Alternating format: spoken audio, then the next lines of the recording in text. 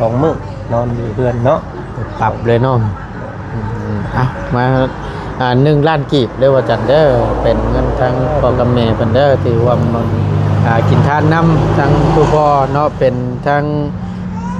พ่อลาลาวอนกับแม่พุทธวันพ่อกับแม่แล้วก็เป็นคนลาวนี่แหละว่าจันได้ไปอยู่ต่างประเทศเนาะ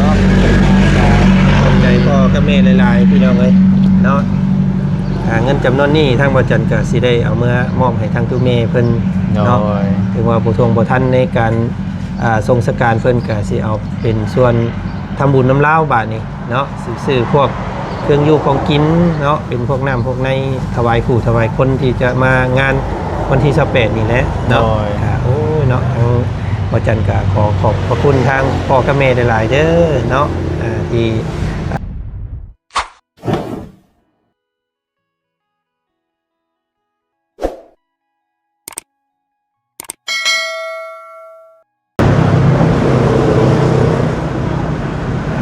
พี่น้องเลย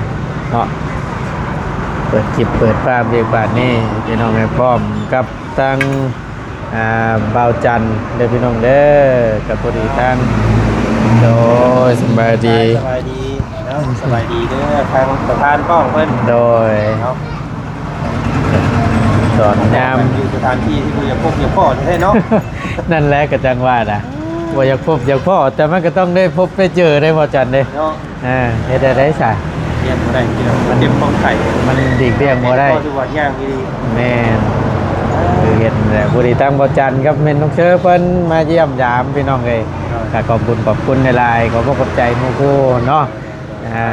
บ่พาบ่ทิ่มพี่น้องเอ้ยกันนี่แหละพี่น้องเอ้ยยามเจ็บยามป่วยเนาะโดยท่านหันดีเนาะปึ๊บปั๊บบ่ดีเด้บ่จันเด้จักสิว่าได้ข่อยจังหวัดน่ะมานำก็เกือบบ่ทันทางบ่บุญป้าก็เหยียบไม่เต็มที่เราก็ได้อันตอนที่เมียเจ้าเพิ่นเอามาเนี่ยเจ้าบ่ได้อยู่นำเพิ่นบ่ข่อยพุ่นได้ข่อยยังอยู่บ้านดงเพ็ญบ้านน้องสายฟ้าพุ่นกับพอดีทางเมียว่ากำเจ้าเข้ามานั่นชื่อยาพ่นหอบมาเด้อว่าซั่นยาพ่นหอบเพิ่นเบิดอันตรายตัวนั้นเนาะแล้วก็เลยโอเคว่าก็นึกว่าเพิ่นสิบ่เป็นไว้ปานนี้พอนึงทางลุงโทรมาทางป้าโทรมาเพราะว่าอันเป็นลมแล้วว่าซั่นบ่ฮู้สึกตัวยังแล้วว่าซั่นโตว่าวันที่11ก็ได้พอดีต้องบ่บุญกับถ่ายคลิปจบพอดีเมื่อคืนนี่น่ะพากันหอบมาเลยหอบมาเลยเกือบบ่ทันก็จังว่าน่ะก็ยังโชคดีบ่จันได้ก็จังว่าเพิ่นมาทันมาฮอดนั่นน่ะมีแม่นก็จังว่ายังโชคดีอยู่ก็จังว่าเป็นลูกพ่อคือกินยาพิษเนาะมันคุมกันมันสมติได้ครบเปิดก็จังว่าอยู่โอ้ยบัดที่อันนั้นก็ได้พี่น้องที่ว่าแนวใดบัดที่เป็นก็ยังว่าอยู่มาโดดปึ๊บปั๊บแท้ๆนะครับใหม่เลยเนาะแม่นก็จังเป็นชาติก็ยังว่าอยู่โอ้ยวัฒนาข่อยก็จังว่าน่ะเกือบเสียเมียไปอีกคนนึงครับที่ว่าได้แล้วเพิ่นแย่งกันแล้วบาดนี้เนาะเพิ่นก็คือหันแห้งอยู่ดิโดยการดีขึ้นแล้วบ่จังได๋แต่ใครแน่ก็มีเราพักเบิ่งมะเร็งเพิ่นแล้วสิแนวใดเพิ่นสิใส่ยาเพิ่มเติมบ่หรือว่าจังได๋นะบ่ได้ฮู้เลยที่ว่าเราต้องติดกันยาน้ำตูตลอดเนี่ยบ่ได้เคยฮู้มาก่อนเลยแต่ความจริงแล้วเราอาศัยอันยังก็ลมยายังก็จะว่าน่ะยาพ่นหอบแม่นตลอดเลยนะยามกลางคืนอากาศเย็นๆนี่มันจะขึ้นด้วยไอแล้วก็เริ่มหายใจไม่ออกแล้วบัดต้องได้พ่นตลอดเลยต้องได้พ่นตลอดเราเริ่มเป็นไอ้เฮิงแล้วบ่ตัวหอบนี่ก็จะลนได้บ่จันเลยแต่พออยู่ได้น้ำยาแก่จังหวัดพออยู่ได้น้ำยาขึ้นแต่ละเทื่อก็บ่แห้งพดถือว่ารอบนี้นั้นรอดตายก็ว่าได้รอบนี้ถือว่านักอยู่แล้วก็ขึ้นยังว่าเอาพ่นยังใส่เลยครับลงไม้มาเนาะแน่นแล้วนั่นได้แต่ละเทื่อนั่นก็ยังว่าโอ้ก็ก กินพิษกินหยังแน่ประจักบอกกินแนวมันแนวหยังบ่ แนวมันนี่ก็ เพิ่นห้ามบ่แนวมัน ประเภทไอ ประเภทเฮ็ดให้ไอนี่เพิ่นจะห้ามเบิดเนาะ แม่นเฮ็ดนี่ครับตัวนี้มีของมัน มันของเย็น ของเย็นจังซี่นะว่าตัวนี้นั่นน่ะเพิ่นก็คลำน้ำอยู่ตัวนี้น่ะแต่ว่าหลักๆเลยตัวหอมนี่อันตรายนี่ตัวนี้นะเชื่อว่าได้ อันตรายเด้บ่ทันก็ทันเด้ตัวนี้บ่ทันก็โอ้พี่น้องเอ้ยออกคืน เชื่อว่าได้บ่อย่างว่านะพี่น้องเอ้ยก็ผู้ดีล่ะมาพบพ่อกันกับเบาจันทร์เนาะ เอ้ย ก็ผู้ดีถามก่อนอันเฮ็ดบุญน้ำตู้พ่อเฮ็ดบุญหาน้ำตู้พ่อนั่นมื้อใดเดือนใดบ่จัน เอาพี่น้องเอ้ยเนาะก็นี่แหละเนาะ ว่าตู้ตูนก็ยังบ่ฮู้เด้ ทางบ่จันก็ถือโอกาสแผ่บุญแผ่บุญแจกน้ำตู้พอเลยในกันเนาะน้ำป่าน้ำลุงที่เบิ่งที่ชมอยู่ในช่องของประธานป้องนี้ โดย กับข่าวบุญตู้พ่อนี่เดี๋ยวสิมาวันที่28เด้อว่าประธานเด้อ วันที่28เดือนนี้บ่ ที่28เดือนนี้ผมกับ10ค่ำของไม่10ค่ำ ออกใหม่10ค่ำหลังบุญเดือน3บ้านเฮา เอา เนาะไปเอาไปเนาะ หลัง การสิเกียมนี่ก็ตั้งแต่วันที่20นี่แหละ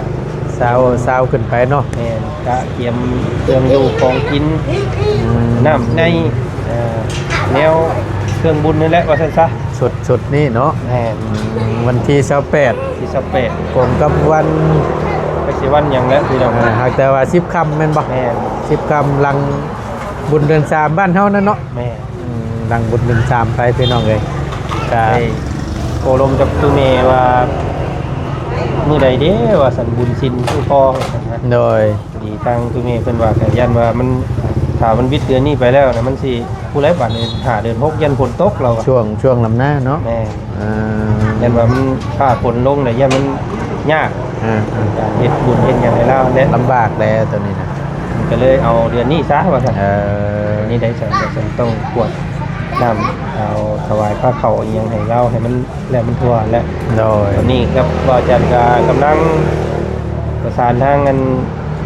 เพิ่นจำเพิ่นอยู่ เป็นว่านั่นแหละว่าจะ ว่าเพิ่นก็สิ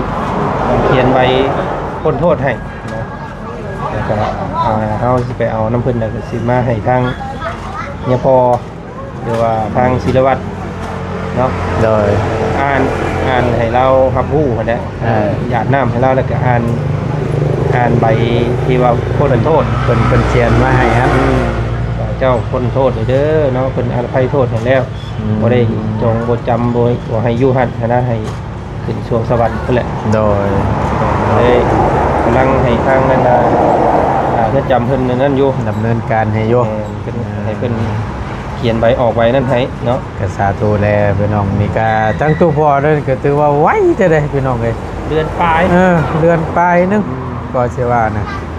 ทาง FC บางคนเพิ่นก็บ่ฮู้ซ้ำว่าจันเป็นหยังคือโกนหัว จ้า บางคนนะ ยังบ่ บางคนก็ยังบ่ทันฮู้ซ้ำบางคนก็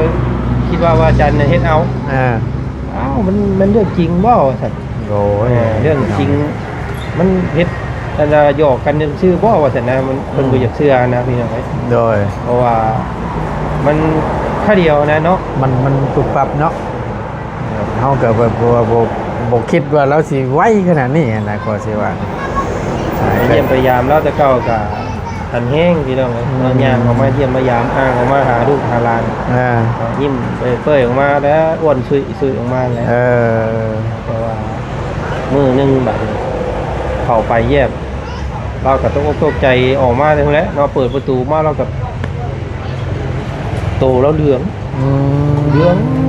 เป็นพี่มินนี่แหละ ว่า แต่ว่าห่างกายเนี่ยบ่ได้จอยบ่ได้ผอม อ้วน อ้วนพี่ ต่างแต่ว่าเดือน เบิ่งแม่เรามือตีนมันเป็นหยังอันนี้หน้าตาก็เดืองผิวพันเดืองมาเลย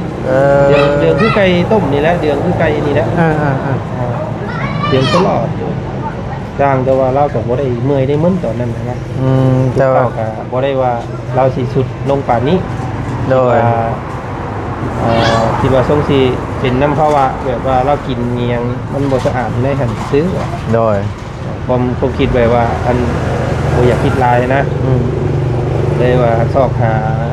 หวานยาหากไม้หากตอกเนี่ยต้มกิน ก็ได้ต้มให้แล้วหัน ให้ไปต้มกินข้างในอะไร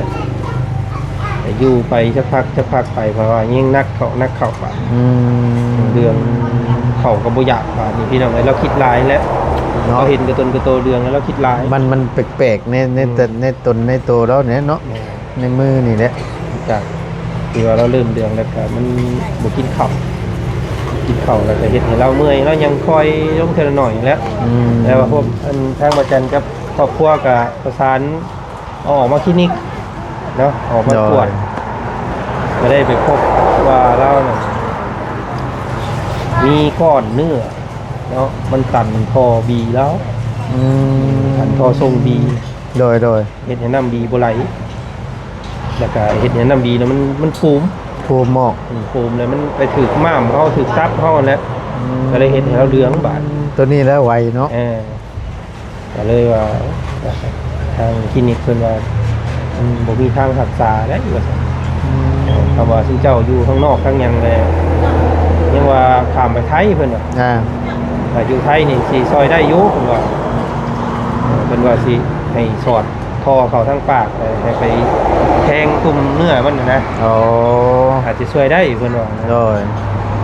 แต่ว่าโอ้เป็นยากแล้วว่าซั่นทางโทษเพิ่นแบบยังบ่ทันได้วิทย์ทรัพย์ทีนี้ทางบริษัทก็ได้ทำเรื่องอยู่ระหว่างทำเรื่องในช่วงนั้นเนาะทำเรื่องนั้นเฮ็ดประกันออกมาโดยประกันออกมาปิ่นตัวข้างนอกออกมาปิ่นตัวอยู่ภายนอกนี้เพราะว่าภายในระยะเวลา3 อาทิตย์นึงนะพี่น้องครับเดี๋ยวเรานักทางเจ้าหน้าที่เพิ่นกำลังอยู่ในขั้นตอนเดี๋ยวว่าดำเนินอยู่ประกอบกับมันเป็นช่วงที่จะอันนั้นแน่แบบนี้นะเป็นการพักราชการอย่างแน่มันก็เลยชักช้านิดนึงแต่ที่นี่ก็เลยเห็นตัวพ่อเพิ่นมันทนบ่ไหวเนาะคิดว่าสิไปเยี่ยมแล้วมื้อนั้นก็ได้ก็ได้ยินทางบ่บุญบ้านป่าก็ยังคุยกันอยู่นะมื้อนั้นก็ว่าก็ดีโอ้ยก็ดีแล้วว่ะเราสิได้ออกมาแล้วว่ะโอ้ว่าเสียแล้วแบบเต็มสุบอยากเชื่อที่เลยคือเราไม่ได้เสียนี่แหละตอนนี้ก็คิดไปคิดมาแบบคิดว่าคือว่าพ่อว่าคือข้างอยู่มันยังคือมาอยู่นะคิดไปอีกข้างหนึ่งก็ได้โดยคิดว่าเรายังบุคคลโทษยังบุท่านออกมาแต่ความจริงแล้วก็คือว่าเนี่ยคนจะจากไปแบบนิรันดร์เนาะมีวันจะวนกลับมาหาลูกและที่นั่นเลยแต่ครับพอมาเมื่อนั้นก็ว่าจังก็ยังบ่ถึงแล้วที่นั่นเลยโมติไปได้จนวันนั้นเลยกลับมาบัดโมมีลมหายใจนอนลำรถกู้ภัยมาพี่น้องเลยโอ้คิดไปเลยน้ำตาไหลนะน้อยอกน้อยใจทั้งลูกเต้าน้ำยูว่าบ่ได้กินได้ตัวแล้วนะเห็ดน้ำพอประทงประทันเฮ้ยจะเอากันเต้นเล่นอยู่ได้บ่จันเลยเนาะก็คือเห็นนั่นแหละแต่มันก็บ่ท่วงบ่ทันที่เห็นน้อยใจในตอนนี้ก็คือหน้าที่ตอนที่เพิ่นสิ้นไปอะไรพี่น้องเลยบ่เห็นลูกบ่เห็นเต้าบ่ได้เห็นบ่ได้เห็นญาติที่พี่น้องหุ่มห่อตอนเพิ่นจะสิ้นลมแล้วก็บ่มีไผตักน้ำตักในใส่ปากเพิ่นในตอนที่เพิ่นจะสิ้นใจนั่นแหละตอนนี้เนาะน้อยใจตรงนี้แหละพี่น้องแต่ว่าก็ทำใจอยู่ว่ามันความล้มความตายมันก็มีกันทุกคนเนาะแต่ว่าเขาพอคิดเรื่องนี้แหละมันโอ้นะมันคิดมาแล้วมันเกิดเศร้าอยู่ได้เนาะจากเพิ่นที่ห้องหาลูกจากที่ห้องหาเมียจากที่ห้องหาแม่ในตอนนั้นนะช่วงที่เดียวเสียใจฮะนะก็เห็นได้เหยผ่านพ้นไปขอแสดงความเสียใจนั่นอีกครั้งนึงเนาะเป็นทำบุญกุศลให้เรานี่เฮ็ดบุญกุศลให้เราหั่นแหละเนาะมาผู้ดีล่ะพี่น้องเอ้ยผู้ดีตั้งบ่ต้นก็ได้พูดตั้งแต่พุ่นล่ะบ่จันได้ก็ช่วงค่อยเว้าชุดเจ้าฟังนั่นแหละผู้ดีมีเงินทั้งพ่อกับแม่แล้วที่ได้ร่วมโมทนาบุญหรือว่ากินทานน้ำ1 ล้านกีบบ่จันได้ก็อันนี้ก็เนื่องจากว่าทั้งบ่ตูนก็เฮ็ ล่นพุ่นแล่นพี่น้ำแน่ก็เลยบ่มีโอกาสได้เข้าพี่น้องเลยก็มื้อนี้ก็ถือโอกาสว่าซั่นซะเนาะก็เป็นเงินจำนวนหนึ่ง1 ล้านกีบทางพอเป็นทางพ่อกับแม่แล้วกันเด้อตัวนี้เป็นโน้บะนี่ซื้อดอก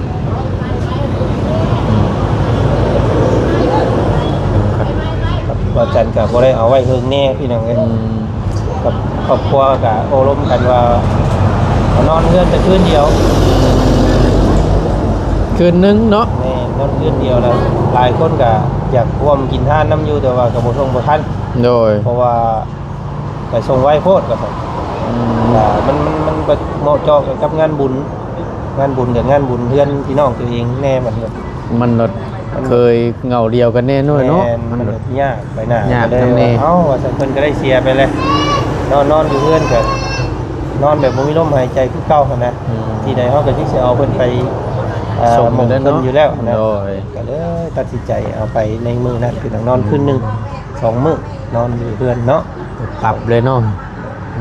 เอามา1 ล้านกีบเรียกว่าจันเด้อเป็นเงินทางพ่อกับแม่เพิ่นเด้อที่ว่ามันกินทานน้ำทั้งตัวพ่อเนาะเป็นทั้งพ่อลาลาวอนกับแม่พุทธวันพ่อกับแม่แล้วก็เป็นคนลาวนี่แหละว่าจันได้ไปอยู่ต่างประเทศเนาะ ขอบใจพ่อกับแม่หลายๆพี่น้องเอ้ยเนาะเงินจำนวนนี้ทางบ่จันก็สิได้เอามามอบให้ทางทุกแม่เพิ่นเนาะถึงว่าบ่ทวงบ่ทันในการทรงสการเพิ่นก็สิเอาเป็นส่วนทำบุญน้ำลาวบาทนี้เนาะซื้อพวกเครื่องอยู่ของกินเนาะเป็นพวกน้ำพวกในถวายขู่ถวายคนที่จะมางานวันที่28นี่แหละเนาะโอ้ยเนาะทางบ่จันก็ขอขอบพระคุณทางพ่อกับแม่หลายๆเด้อเนาะที่หมู่ท่านเข้ามาพี่น้องเนาะก็ทางบ่จันก็บ่มีหยังตอบแทนมีแต่คำเว้าคำจานี่ได้พอเอ่ยเนาะคำขอบมกขอบใจได้พอเด้อขอบคุณทางพ่อ ลาลาบอน พ่อดาดาบอนเนาะ แม่พุทธวัน แม่พุทธวัน โอ้ย เนาะก็เอาแม่อยู่ทางพังนั่นก็ขอให้อยู่ดีมีแห้งเนาะขอให้มีแต่ความสุขความเจริญสุขกายสบายในใจที่เราไม่เนาะปรารถนาสิ่งใดก็ขอให้พ่อกับแม่สมใจปรารถนาเด้อเนาะทุกสิ่งทุกอย่างทุกประการสิ่งสำคัญเลยก็คือสุขภาพร่างกายแข็งแรงเนาะปราศจากโรคภัยไข้เจ็บเนาะให้อายุมันคนยืนอยู่เป็นโฮมโพโฮมไซให้คนทุกอย่างอีกนานๆเนาะตลอดไปเนาะสาธุเนาะขอบขอบใจหลายๆเด้อนะครับได้เห็นแล้วพี่น้องไอ้เนาะขอบใจทั้งเบาประธานเพิ่นนำเด้อเนาะก็เป็นสะพานบุญให้พ่อเพิ่นอีกทอดทั้งเจ้าก็ขอให้ประสบแต่สิ่งดีๆกว่านี้เนาะขอให้ทิ่มไปน้ำปีเก่าซะเนาะลูกเมียก็ขอให้แข็งแรงอายุมันขอนยืนเด้อประธานเด้อเนาะเอากันทั้งบอตูนก่อนอื่นก็ขอโทษขอไปทั้งพ่อกับแม่ได้เด้อที่ราชาเน่นอกจากเล่นคุณเล่นพี่น้ำเนี่ยแหละกับบ่ได้คอยได้พบได้พ่อกันเมื่อนี้ก็ได้มีโอกาสแล้วก็ได้มอบให้แล้วเนาะก็ฮอดจอดถึงอยู่เด้อทั้งพ่อกับแม่เด้อเนาะ ได้หับแล้วพี่น้องเนาะงานจีบเนาะเอาทั้งโลกกับบ่มีหยังแล้วตอบบุญแทนคุณก็มีแต่คำอวยพรโดยไซนี่แหละที่จะส่งถึงทั้งพ่อกับแม่เนาะก็ขอให้ทั้งพ่อกับแม่พร้อมครอบครัวจงมีแต่สุขกายสบายใจเด้อขอให้อายุมันคนยืนอย่าเจ็บอย่าจนขอให้ร่ำขอให้รวยเด้อทำบุญในครั้งนี้ก็ขอให้บุญกุศลก็ขอให้ฮอดทั้งพ่อกับแม่เนาะขอให้ดูดีมีแห้งนั่นแหละเนาะสาธุเด้อสาธุเนาะ นำกันอนุโมทนาบุญนำพี่น้องเนาะทั้งทุกพ่อเพิ่นก็จะได้รับได้ฮู้แหละเนาะทางเพิ่นก็โอ้ยเราเพิ่นก็พันเห็นเพิ่นอยู่ตั้งแต่มื้อเราเสียนี่มันเคยพันกันเทื่อกับพันนี่เมื่อคืนนี่กับพันเมื่อคืนนี่สิแม่นมันสินพี่น้องนะมันสินมันพระได้แม่นและพันเราว่าติดรถไถอยู่ตารางเฮือนบ่พันว่าติดรถไถแล้วก็รถไถเพิ่นนักกว่าซั่นทางว่าจันไปคุมติดให้เพิ่นได้บ่เพิ่นติดบ่ได้ผู้เดียวเพิ่นน่ะว่าจันไปติดให้ว่าติดได้บ่ได้บ่แล้วเราก็ขับออกไปเตือสำนั้นแหละพันไม่ได้มียังโอ้ยว่าเห็นพันเห็นเพิ่นเมื่อคืนนี่พี่น้องไหม วันศีลวันพระอันเนี้ยเนาะว่าจันเนาะ ยังไปพุ่นก็ยังขับรถขับล่างคือเก่าอยู่บ่เนาะไปโลกทางนั้นแล้วก็ยังมีรถไทยรถยังแกไม่แกตอกอีกอยู่บ่ทางนั้นก็ได้ บ่ได้เห็นเราขี่รถคู่ใจแล้วบ่ บ่เห็นนั่น บ่เห็น เอารถ บ่ เอาไปให้เรานะ เห็นเพิ่นขับรถไทยพวกพี่ ขับ น้อง รถไถพุ่น เมื่อคืนนี่ ยันว่าเห็น ซีเมนต์ คู่ใจเรา มาถามอยากได้ให้ลูกกรวดน้ำทำบุญให้บ่เนาะ ตัวนี้แหละ วันศีลพี่น้องเมื่อคืนนี่เนาะนี่แหละว่าสิ่งที่อยากเห็นนะ อืม ตั้งแต่จากไปเนี่ยก็บอกตลอดตลอดว่าโอ้มาต้องมาซูนเนี่ยในความผันก็ดี โดย เราอยากเห็นเนาะว่าพอเป็นยังไงที่ไปแล้วหั้นนะเนาะ อยู่แบบใดเป็นแบบใดเดือยเนาะ แต่ว่าเมื่อคืนนี่ผันเห็นขับรถไถเสยพี่น้องเอ้ยโอ้เนาะ บ่มีเลขมันบ่ จังว่าเลยมีแต่รถไถโค้งกันว่าวิกจิวนะ โอ้ โค้งนักนะ ยันว่า แต่เลขกันแล้ว ยันว่าเพื่อนเพิ่นน่ะมีผมมีป้ายนะ บ่มีแต่หัว มีตัว มีแต่ เพิ่น หัว ชื่อ รถไถขับออกทางเลยว่านั่นคือ เนาะก็มีก็เสียง อยู่คนเดียวบ่ เพิ่นแน่ฮะอยู่น้ำป้าโอ้ยอยู่ในพุ่นแหละเอาซะจังได๋ก็เนาะก็บ่รบกวนละตั้งบ่จัน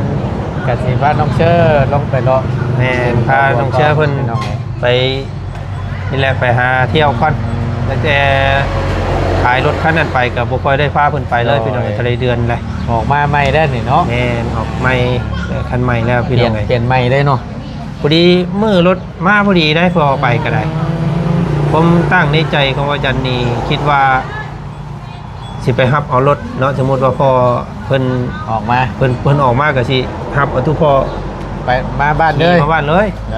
พี่น้องก็คิดแบบนั้นแต่ว่าแป๊ดมาเพราะว่าเสียใจน้ำเจ้าเด้อทางตู้พ่อเจ้าพอบุญมาได้สิ้นใจแล้วว่าสันโอ้ยพี่น้องเลย เขาอ่อนก็หมอก เขาอ่อนกับหมอกรถก็ได้ปะไว้หันเลยมือน่ะบ่ได้เอา ก็ได้โจะไว้ก่อน แม่นพี่เด้หากระหับมาวันจันทร์กี่นี่เนาะ เปลี่ยนกันใหม่เนาะมันดีแล้วพี่น้องเลยเอาจังใดก็ให้เฮงๆปังๆให้อยู่ดีมีแห้งเลยเนาะปีใหม่อะไรก็ได้ตั้งเจ้าก็ได้เด้อบ่กันเด้อ ผมขอบใจทางประธานหลายๆเนาะ โอ้ย ขอบใจทางพ่อกับแม่เพิ่นอีกรอบหนึงเด้อเนาะ ครับ สิเอาเงินส่วนนี้ไปทำบุญทำทานน้ำพ่อนะพี่น้อง โอ้ย เนาะวันที่28เด้อขอแผ่บุญน้ำเบิดสุขุสุขคน ชาวแปด เนาะ เนาะ ติดตามเบิ่งน้ำกันพี่น้องเนาะและวันที่28บ่ตั้งของบุญ โดย เนาะก็ครบงานน้ำกันและพี่น้องเนาะก็สิทายสิทำให้พี่น้องเบิ่งส้มอีกแค่คนสิมาหน่อยมาหลายซำใดก็เอาติดตามเบิ่ง เรา เนาะ เบิ่งน้ำกันเนาะ โดย โอเคว่าจันเด้อไปขอบคุณขอบใจหลายๆหมู่คู่มาเยี่ยมมายามเด้อ โดย เดินทางปลอดภัยน้องพาน้องพาลูกพาเมียเป็นลงไปดินไปเที่ยวกันได้เนาะเอาขอบคุณหลายๆเด้อพี่น้องเด้อทางบ่ตุนก็จะได้ขอจบคลิปก่อนอยู่ดีมีแห้งพี่น้องพบเจอกันคลิปหน้าเด้อพี่น้องเด้อสบายดีเด้อ สบายดีเนาะสบายดีปีใหม่ เนาะ เนาะ เนาะ